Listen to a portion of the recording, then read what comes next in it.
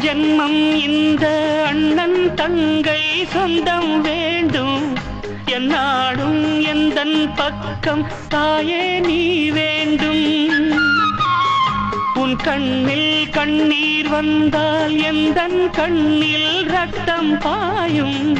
உன் நாவி எந்தன் நாவி ரெண்டும் ஒன்றாகும். உன் கண்கள் இல்லாமல் என் கண்கள் பார்க்குமோ? உன் கால்கள் இல்லாமல் என் கால்கள் போகுமோ? என் வானம் இடிவதும் பகல் முடிவதும் உந்தன் பார்வையால். கண்ணே நான் அண்ணன் அல்ல உன்னை ஈன்ற அன்னை நானே.